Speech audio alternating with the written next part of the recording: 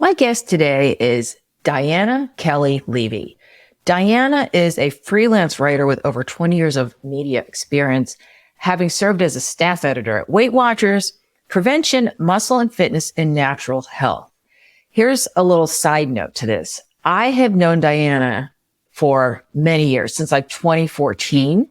I used to be a freelance writer for her at many of these publications. So this will be an interesting conversation to see what's happened in all that time. So she's now a freelance copywriter, content marketing writer, journalist, and occasional ghostwriter, she says, who regularly works in the health, wellness, personal finance, pets, and other healthcare spaces.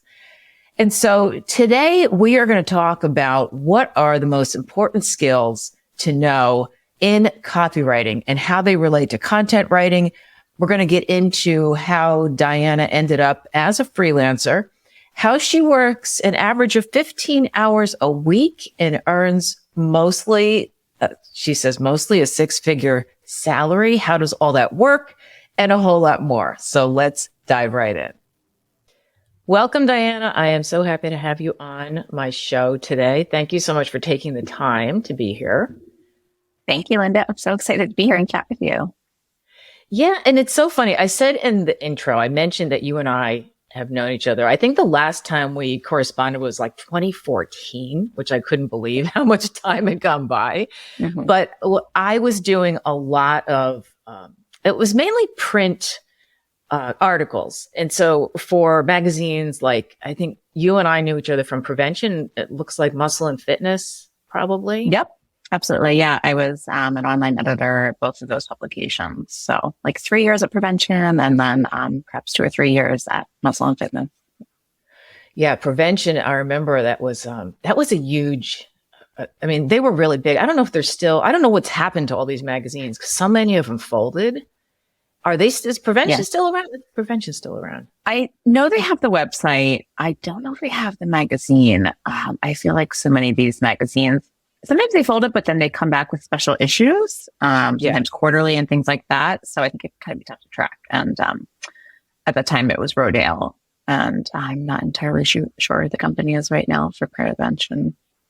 Yeah, and it's just changed so much. So the first question I have for you is so you've been a writer and editor for like 20 years. So what happened? Like, did you just decide to leave the whole print publishing world, or was it sort of a necessary change because everything was so crazy?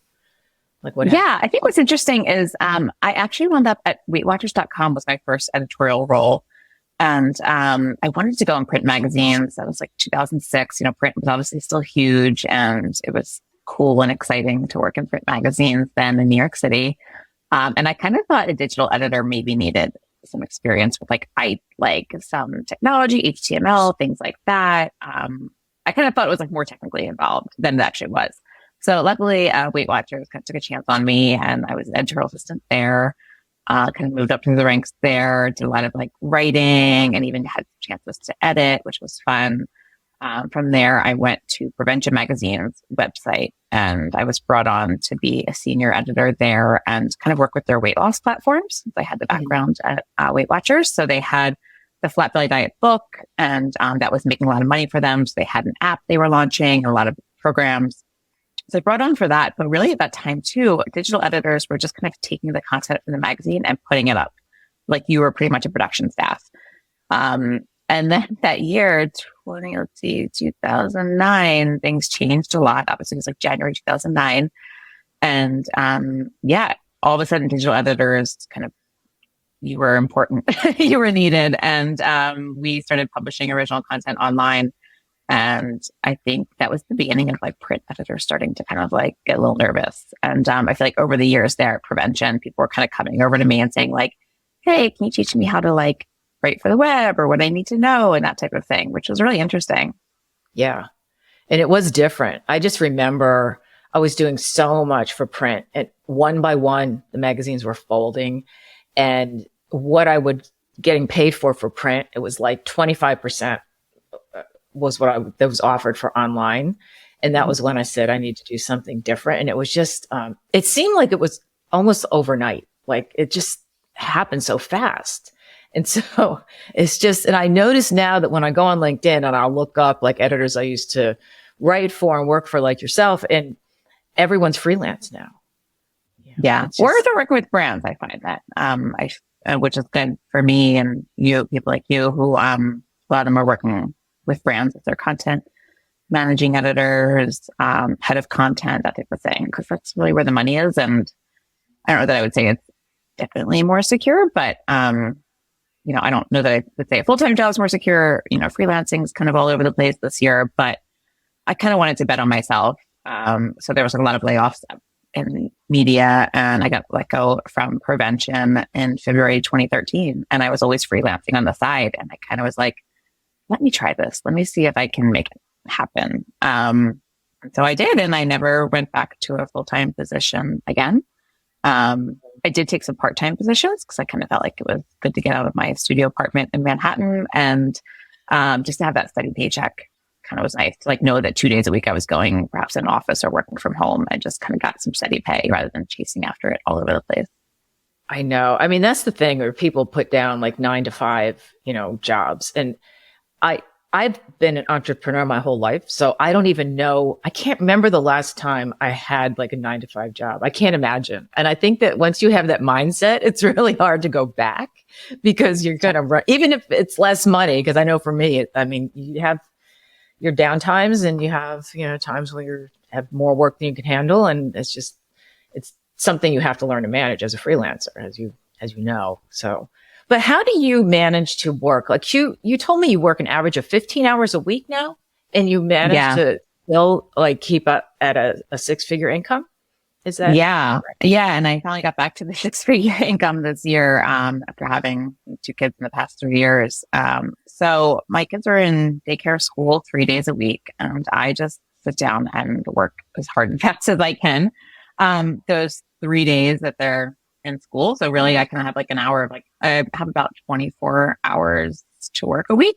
And so really kind of just keeps me very focused. I tracked my time with Toggle and, previous, because I think I was tracking my time since like 2016 on, I know that in 2018, I was like hitting 6 figures, but I was like working like 40 hours a week. And it's like, right, if you have the time in your week, you're just kind of working slower, dawdling, maybe spending a little more time reading articles, right? Reading a little bit more on LinkedIn. So I just really limit the time that I'm doing much else that isn't like client work. And even of those 15 hours, I would say about 10 of it is like client work. Right now, a little bit more coming up soon because I have like a new kind of like anchor client I'm doing some stuff with. But it's just a matter of like being focused, and I'm not doing that much else at those days. Yeah. That is key. Because I know with myself, I use Clockify, which is it's like Toggle. Mm-hmm. And I track, like I find if I'm not timing myself, I'll look at my phone, I start doing, and it's like, it's the hardest thing for me. And I always joke, I've never been diagnosed with ADHD, but I have such a hard time focusing. I'm sure I'm kind of borderline. And so the only way is if I have I listen to headphones that has like binaural beat, like productivity music, and I clock and block out time, and still it's hard. So I admire that, but it sounds like you really you don't have a choice. Like you have to, this is the time that you have. And so you've got to make the most of it. Yeah. Yes. And when I've had the weeks where I'm not as busy, maybe I'm like one article due on Friday, I'm not getting it done on Monday. I'm like taking my time. I'm doing more marketing. I'm doing more outreach. I'm a little bit realizing that I don't have as much work coming in. So I'm sending out like a lot of introductory emails and messages and just following up on previous contacts and things like that. To your point too about like finding like how to be productive. I tried the body doubling type technique with like Work From, the app there, where you like kind of join on like a video type call with somebody, and I would like sign on and like work for 45 minutes together. And there's music and play in the background. It's kind of hosted by somebody. So it kind of just keeps your butt in the seat. And I find that I got a lot of work done that way earlier in the year. Yeah. And I find that, if I have to do that I definitely, if I have like an hour to get something done, say I have a doctor's appointment or something, and I will get it done. I'll get a lot more done than if I'm just randomly, just sitting at my desk. But, yeah. And I wanted to what surprises me, especially when I was really doing a lot of article writing, and content writing. And I would be juggling like way more assignments than I would be willing to do now. It was crazy at one point. Now I forgot what I was going with my question. I know. I was always surprised to hear of someone like you, who's an editor, still having to market yourself. Like I would think, once you get to a certain level, do you ever is there such a thing as getting to a level where you just don't have, like if you're working for yourself, but you don't have to market yourself? Yeah, I mean, that would be nice, right? So I think, and I would say even now I do a lot more like writing than editing. I almost like want to get back to editing a little bit more because I feel like it's hard to just do writing all day long sometimes. So the kind of switch tasking of editing is fun for me. So no, I'm always marketing. Hopefully you get referrals and things like that. And I'm always following up on like those warm leads, I would call it. I kind of go back to like my Google spreadsheet of everybody I worked with over the past couple of years. And I go look down and look up somebody's name, see where they are on LinkedIn, send them an email. If they're somewhere new, if they're at the same place, just kind of check in. And I'm always doing that. So yeah, I do get some referral work, but it's not like we're just throwing cash at my doorstep and I don't need to go out and kind of keep doing it. And I think even like Jennifer Goforth Gregory, if you've seen her on LinkedIn and other places, she's big in the content marketing world. She, still says she gets to spend time marketing and all of that. Like even I saw she was posting this year about that. And I think you really do. One post I put on LinkedIn recently and kind of put out my newsletter was that I lost like 70% of my clients from earlier this year. And so I had to like go back to the drawing board and just scrape them up. Yeah. So I think you have to always be changing and evolving. And of course, people are freaking out about AI and all that. So it's just, you have to keep up and just kind of stay connected with people. What was I was going to ask about? So marketing yourself. I wanted to mention that yesterday on LinkedIn, one of my copywriting coaches got on and said, hey, you guys, just so you know, I am about to give an assignment to a copywriter who reached out to me through my DMs and just said, hey, do you need anything done before the end of the year? So we are recording this on December 13th. So, do you have anything you need done by the end of the year? And she goes, so you know what? I'm coming up with my wish list. And so I immediately sent out six outreach to people that I knew. If they have any overflow by the end of the year, because, it kind of makes you think. And if it's somebody who works in a marketing department, sometimes they have a budget they need to use up. Plenty of clients, especially more so like editorial, and they realize like if they don't use it, they'll lose it for the next year. So sometimes people would say like, especially in the health and wellness weight loss field, people have like a lot of January content deadlines, and they'd say, here, work on these, or even just like invoices for a bunch of them by the end of the year. Even if you have to like do a rolling deadlines with turning them in January, especially if it's people I've worked with before. So I think there's money out there and people need to use it if this is the end of their fiscal year. And it doesn't hurt to check in. Like I feel like this week is the week to check in. Like next week, people are kind of taking off, I think, and it might get lost. And I always find that January to be slow. I don't know about you, but in the past, it was slow for me a lot of times. So it's kind of a good time to work on my business, I think. And that's the thing is when there's downtime, I mean, that's when you do things like, for me, I look at, what's the new approach I'm going to take this year? And for me, it's like my podcast. I want to really, ramp it up. And so I'm thinking of everything I can do with it. And for the first time, like this episode will have a sponsor. Now I have some sponsors. And so it's very cool. And part of it is I joined a podcast group. So, brainstorm. I used to think, writers and copywriters are so competitive, but we help each other out, because there's just so much work and not everyone is good at everything. So you have to kind of find your niche and, Absolutely. Yeah. So that's how you stay top of mind with like editors and clients. Like, so you just go back through your list occasionally, and anything else that you do along those lines Yeah. This year I also just sent emails to quite a few people and just said, here's what I've worked on recently. Here's maybe what you know me for, but I also do this. So I sent emails to perhaps some of the like health and wellness editors I've worked with, and letting them know like, okay, I'm doing, I do SEO writing, I do copywriting, I do white papers and ebooks and things like that. And I've added some new BE clients, or even like sponsored posts. So that's really helped a lot. Like I got a little bit of work that way, or even the person, if it was like another freelancer, I would say that to some freelancers and I would say, let me know what you're doing and what you work on in case I can keep you in my, top of mind for things. So I feel like that's really helpful. I've done more discovery calls this year. What else have I done?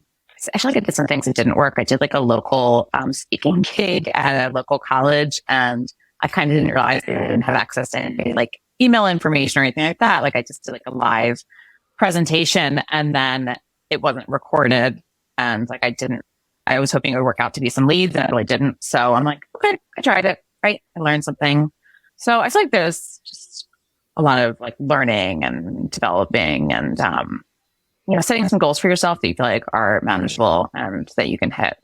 But letting people know all the time that you're available for work. I tell people, I tell coaching clients, post on social media. You'll see people posting on LinkedIn. I think it doesn't hurt to like post like every 2 months or so, that what you're working on, perhaps some recent projects you did and completed, and that you're looking for work. I've had people just reach out through, they said they saw me on LinkedIn. They said a colleague saw me on LinkedIn and they reached out for some work. So you never know who's out there watching and reading. Yeah.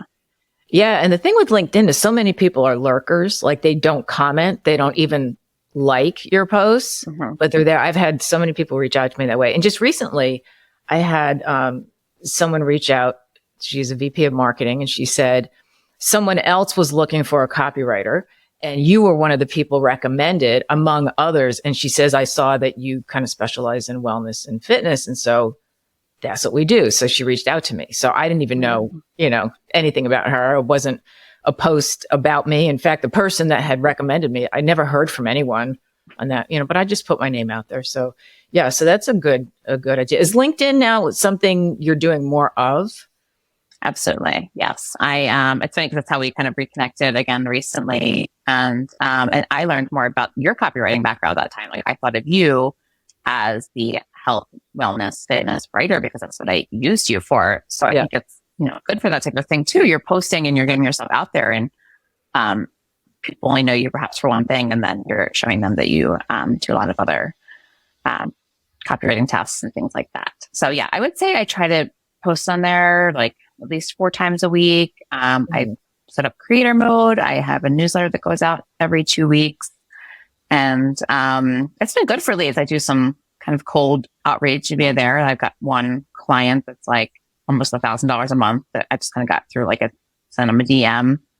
And he's like, okay, I'll keep you in mind. And then he followed up like a month or so later and was like, hey, we have some work for you potentially.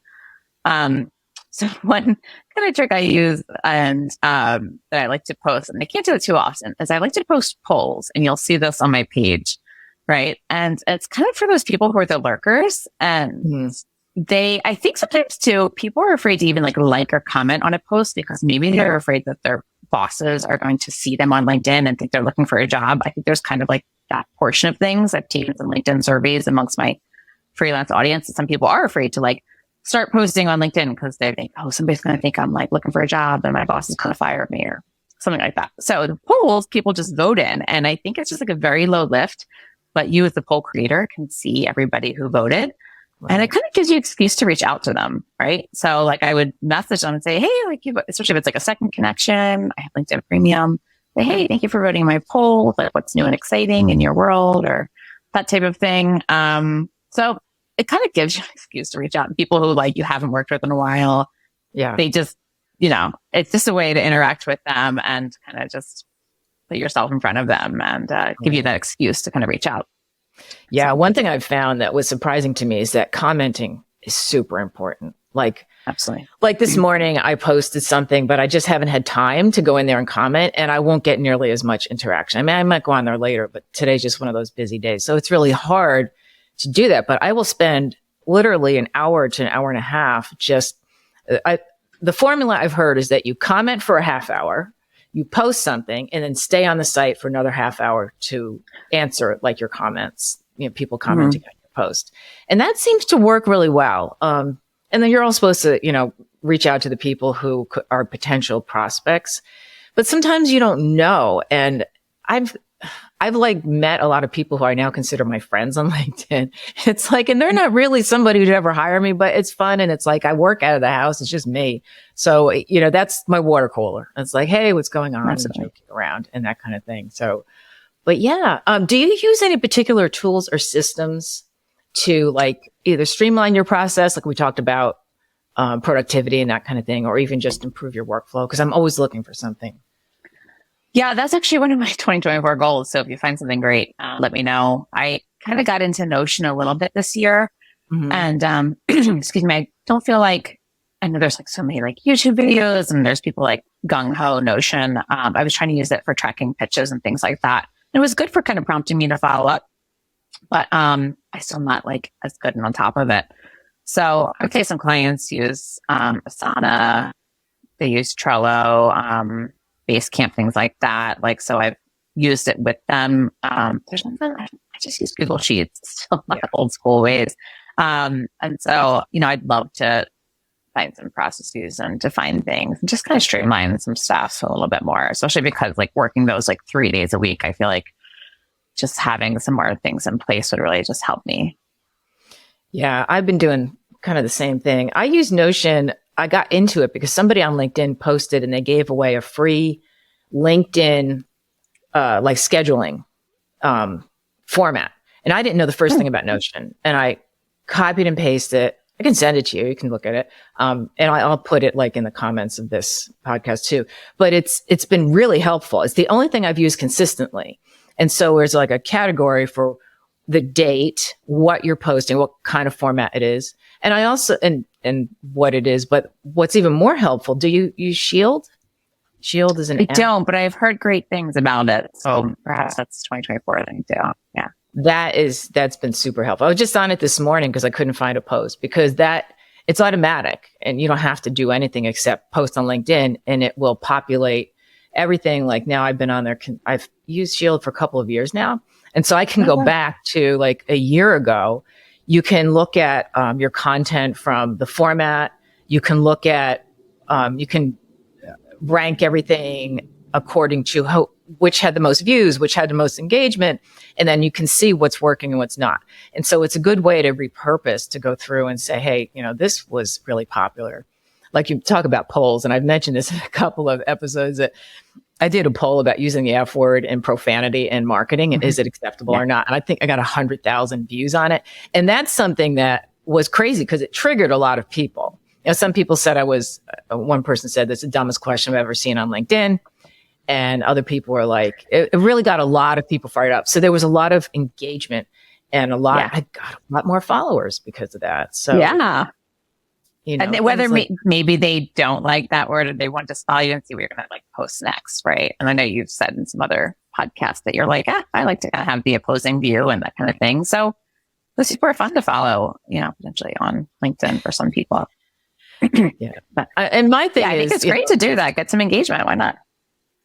I had a copywriting coach that said she had this thing about just start an argument on LinkedIn or just start an argument. She didn't mean like really start a fight, but you want to be controversial. And that's something that I don't like doing because if it happens by accident, it's fine. But I'm not going to talk about religion or politics or anything. That stuff I think is very polarizing and not something I think you should do. You agree with that? Yes. Even like the poll I just posted was about, what do you think is like the biggest LinkedIn fail? Like not having a profile photo, not having your about page, like your about section, not posting consistently, and something else. And it was like, for me, it was like the profile photo, but I understand that some people maybe don't want the public face out there. So I posted that I was looking for a CEO and I was surprised that the CEO didn't have profile photo. And I was like, oh, because normally most people like wouldn't accept it. You kind of think of that person almost like as a bot or somebody with very few followers or very low profile. And so I just kind of posted out there to see what people thought. And then one person actually had a really good tip that she said some people might not know that their profile is not like able to be viewed by the public. You might have some like weird setting that you didn't click off, which I feel like is good and helpful, but you never know what's going to turn into a controversy. And so even like I thought, are people going to come after me and say that like women who don't want to be found or like don't have profile photos or like, is it going to be this whole other, I'm like, I could have thought about it. And I'm like, I shouldn't have to think this much about this post, right? It's silly, but you kind of go to all the other potential things that could happen. And I'm like, it is what it is. Yeah. On LinkedIn, I think it's pretty safe. I mean, I'm on TikTok just for my own entertainment. I don't post anything, but even on that, people who have, they borrow like some famous person's name and it's not really the person because I mean, somebody reached out to me and it's like, I know this isn't that person, so I'm not even going to respond to it. And then I found a way to block anyone from being able to see like my profile, my stuff. But yeah, there's a lot of people who are just waiting to take advantage. And so LinkedIn to me is it's the only platform I really use because most of the time, even if people disagree with you, they're going to present it in a way that's usually professional and like open to hearing, what you have to say and that kind of thing. So, and the people who stir up a lot of trouble, because there have been a couple people, this is a while ago on LinkedIn, that are always starting arguments and always doing some kind of political post. I just stopped listening to them. It's like, that's not what I'm here for. Yeah. And I'm thinking about the clients I'm working with, right? Like, I'm just like the clients who are potentially looking at me, like they're going to see what I'm posting there and things like that, or what I'm saying, what I'm commenting on, and they're following, what you're saying. And you don't want to potentially lose a client because of a comment you made because you kind of got fired up in a negative way. I mean, it's fine to have strong emotions and things like that, of course, but remembering you're on a professional platform is different than texting your friends, the same thing. Yeah, exactly. Well, what do you think as far as 2024? Do you have advice for freelancers? Because obviously I am one and you are one. Do you have advice, like maybe something that we don't do enough, or something that you want to do in the new year? You mentioned a couple things. I'm thinking of trying to make it to some conferences this year. Trying to see if that could happen, maybe late in the year or something like that, just to kind of spark some creativity and new connections and things like that. I think also just working on new skills and things like that, like discovering the new platforms. I get that some people are very anti-AI, and I think you kind of can't be, honestly, and that you have to like at least know about it, know what's happening, play around with it, have some understanding of it, at least. Even if you're not using it in your business, I think there needs to be that, right? And I think you just need to stay on top of these things, right? If you're in the publishing industry, see what's happening. Like in editorial, I'm noticing there's a lot of e-com and reviews writing because those are driving some revenue for the brands, like through Amazon links and affiliate links. And that's the type of assignments people are giving to me and things like that these days. So perhaps like honing more of your copywriting skills that would be conducive to that, and e-com, and like approaching your editorial clients with those types of ideas. So I think really you need to see what's going on in the industry, right? Not just like have your idea that you want published in this magazine or on this website because you think it's perfect for them, but really see what are they doing on their homepage, what's going on their social media accounts. People are using TikTok as fodder for article ideas. I've been quite a few article ideas for brands and things like that. They're like, here's this TikTok beauty trend. What did the professionals say about it, and that type of thing. And so, and I'm really not into TikTok. I've been on it a little bit here and there, but I still have to kind of be on it for work. So I think there's like, you need to stay on top of technology. I mean, it's not fresh tips, but it's really like find something new that's going on that like where your industry and niche, right. is. Yeah. It's about keeping up with things. And it's funny because when I talk to people outside of marketing, like I was at the gym this morning, I'm talking to these two women I know, they have no idea what ChatGPT even is. Like they're just not in that world. And whenever I hear that, which has happened a couple times, I'm always taken back, like, because everyone I talk to is like in this world, and I'm on LinkedIn, and we're kind of up to, it's a matter of, keeping up to date. It's like when I was pitching magazine editors like yourself, it would always be the research into what have you recently published, what is trending online or in news. And then is there some angle that is not being covered, or something that's interesting? I always try to go for something that's a little bit quirky. Like, and I've done articles like 15 weird health issues. I did this for MSN years ago that you never hear about. And I knew it was something that would get a lot of eyeballs, which it did, because it was just really weird. Like there's some syndrome where people just don't know what one side of their body is doing. It's like some kind of a stroke thing. And so one hand will unbutton a shirt and the other hand will button. I mean, it's just weird, but it's legit. So I would find like really weird things like that. And so, but it takes some digging. You're not just going to surface level pitch something and expect it. You can't expect it to be accepted. So yeah, so I guess that goes for copywriting or for content, really. Yeah, I think so. And I think even with the copywriting, again, like I think most of my clients know me for content writing, SEO writing, editorial writing, and things like that. They don't know as much that I'm doing copywriting as I have done it. And I think that's a place where perhaps people with an editorial background and things like that can really be exploring, because I think there's a lot of work out there that can kind of be snatched up for it, And I think even just like thinking about the potential samples you have, I had to think back. I was like, wow, I was working at WeightWatchers.com, which is a brand. I was writing their product copy. Like that was a form of copywriting and like newsletter writing and social media writing. And I think sometimes content and writers and editorial writers don't think about that they are doing copywriting. And I think it would be nice to like put together, your swipe file, your clips, and kind of have it ready and let some of your clients know that you do this and approach brands with this. Because I think brands are looking for people with some editorial background as well. But they want to know, somebody used to write headlines for magazines and like the cover lines. That's copywriting. You've got somebody to pick up a magazine from a grocery store checkout line or an airport and buy like an $8 magazine, that is totally copywriting. So I think you have to think of what you're doing in a more sales forward way sometimes. Yeah. And if you can come up with a new way to walk off the weight, you're golden, right? Because oh my gosh.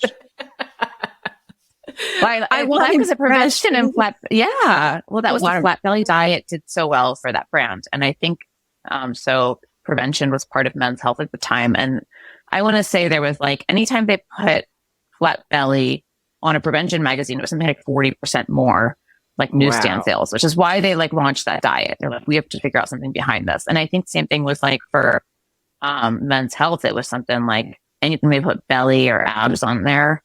And probably like obviously a sex headline, like they just sold so many more copies. So that's what they keep doing every time. Even if the article in the magazine might be a 1-page thing versus a feature, it's just, that's what sells. So it's about knowing, getting those analytics. Even back then you wouldn't have thought of that, but just knowing what you're putting out there, how it's performing, looking at the data and you said reworking it, looking at your shield information from LinkedIn and see what your most popular posts were. And can that be translated into obviously social posts, newsletters, a cool a podcast topic? I think that's really what everybody has to be doing to maximize their time as well.